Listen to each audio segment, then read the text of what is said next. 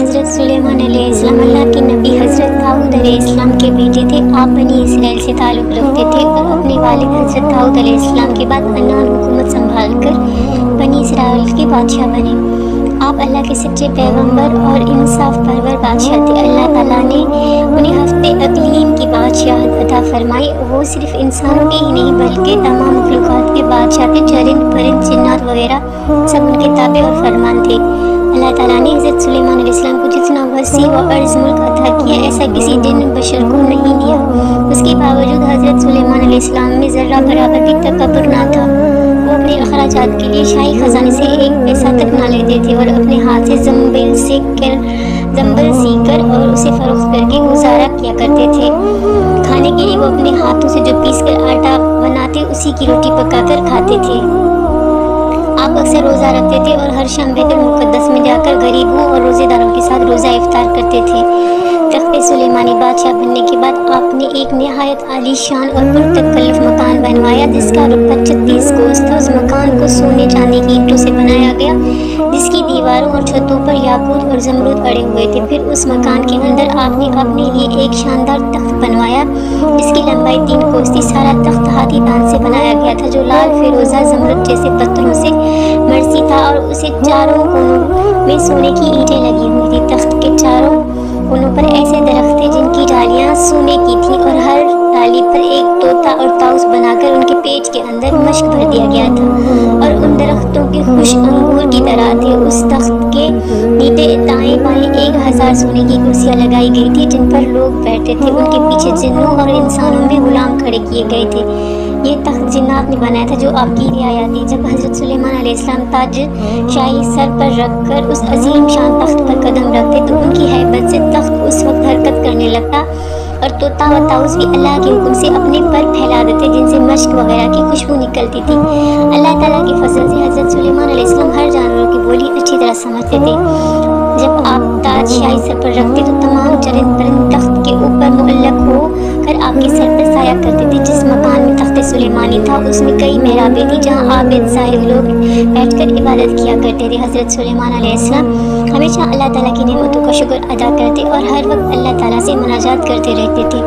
آپ پورے عجز انصاری کے ساتھ اللہ کی حضور دعا کرتے تھے، یا الہی میں درویشوں کے ساتھ بھی شامل ہوں اور بادشاہوں کے ساتھ بھی، صرف یہی نہیں بلکہ میں پیغمبروں میں سے بھی ایک پیغمبر ہوں۔ اے میرے مالک، میں تیری نعمتوں کا کہاں تک شکر ادا کروں۔ اللہ تعالیٰ نے حوا کو حضرت سلیمان علیہ السلام کی طاق کر دیا تھا۔ جب آپ اپنے عالی شان تخت پر بیٹھ کر تخت کو چلنے کا حکم دیتے تو تخت اتنی تیز رفتاری سے چلتا کہ آپ ہزاروں کو اس کا فاصلہ چند منٹ میں طے کرتے۔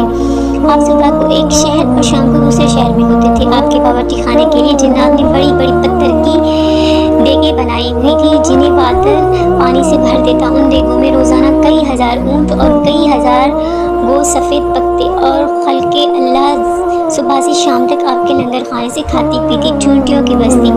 ایک دن حضرت سلیمان علیہ السلام اپنے عظیم شان شاہی تخت پر بیٹھے ہوا میں سفر کر رہے تھے۔ تخت کے دوسرے حصوں میں آپ کے 1000 ملازم اور سلطنت کے عہدیدار بھی تھے۔ اللہ تعالیٰ نے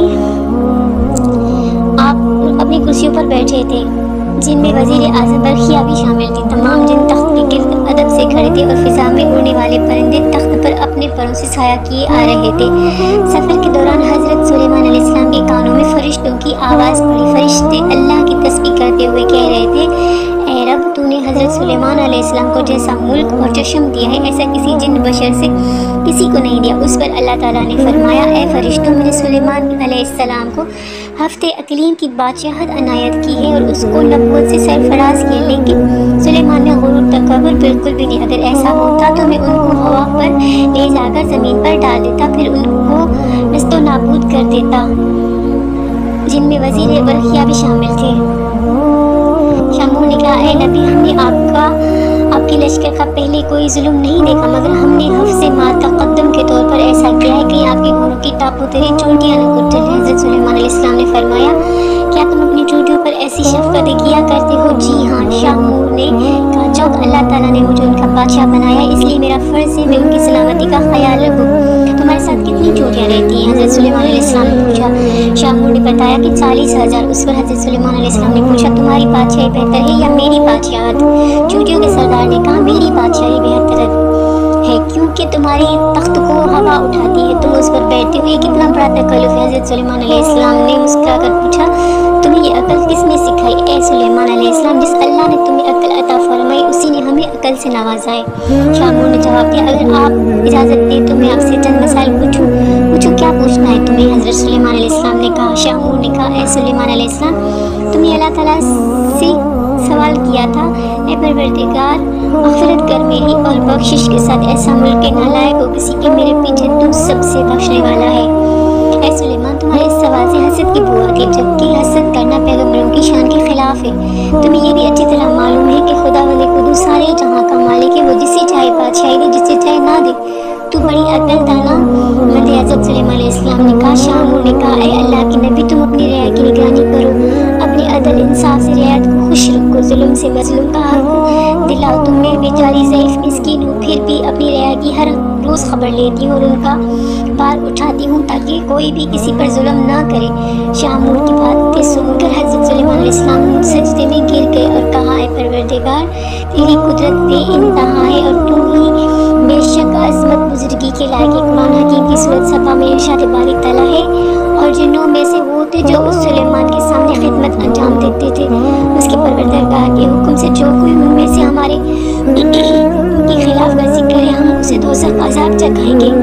وہ اس کے لیے بناتے تھے جو کچھ ہو چاہتا تھا، قلعوں کی تعمیر، ہتھیار، تصاویر، بڑے بڑے لگن جو حوضوں کے مانتے اور بڑی بڑی دیگیں جو اپنی بڑائی ایک جگہ جمع رہی۔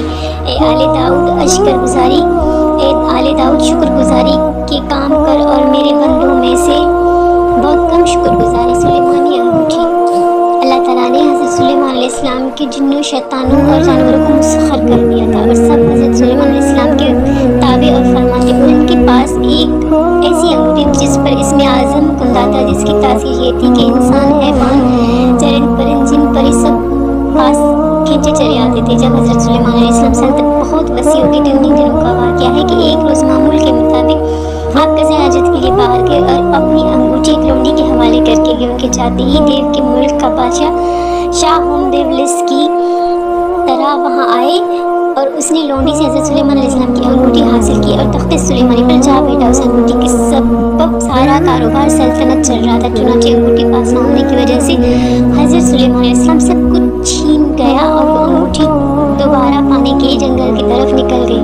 چلتے چلتے وہ ایک روز بنی اسرائیل کے ایک گھر کے دروازے پر پہنچے۔ آپ بہت بھوکے پیاسے تھے، اپنے دروازے پر دستک دی تو اندر سے ایک عورت نے پوچھا، کون ہے؟ حضرت سلیمان علیہ السلام نے جواب دیا، میں وہ ہوں جس کی دعوت تم لازمی کرو۔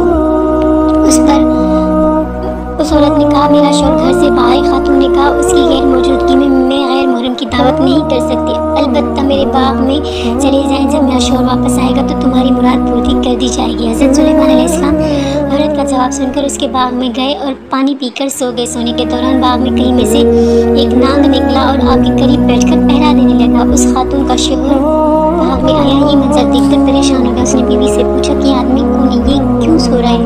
بیوی نے بتایا کہ وہ مسافر ہے اور آپ کے انتظار میں ٹھہرا ہوا ہے۔ حضرت سلیمان علیہ السلام بیدار ہوئے تو نانگ وہاں سے ہٹ گیا اور عورت کا شوہر آپ سے بے حد متاثر ہوا۔ اس نے آپ کو اپنی بیٹی کا رشتہ دینے کی پیشکش کی جو آپ نے قبول کر لی۔ آپ نے اس شخص کی بیٹی سے شادی کی اور 3 روز وہاں قیام کرنے کے بعد آپ اپنی بیوی کو ساتھ لے کر وہاں سے روانہ ہو گئے۔ ادھر آپ کے تخت پر ہومدیولس قادس تھا جو جنات میں سے تھا۔ وہ حضرت سلیمان علیہ السلام کا ہم شکل بن کر تخت پر بیٹھا تھا، مگر جلد ہی اس کی حرکتوں سے لوگوں کو شک ہو گیا کہ وہ حضرت سلیمان علیہ السلام نہیں ہے، چنانچہ انہوں نے اپنا شک دور کرنے کے لیے یہ تدبیر کی کہ ہومدیولس کو رات پڑھ کر سنانے کے لیے کہا۔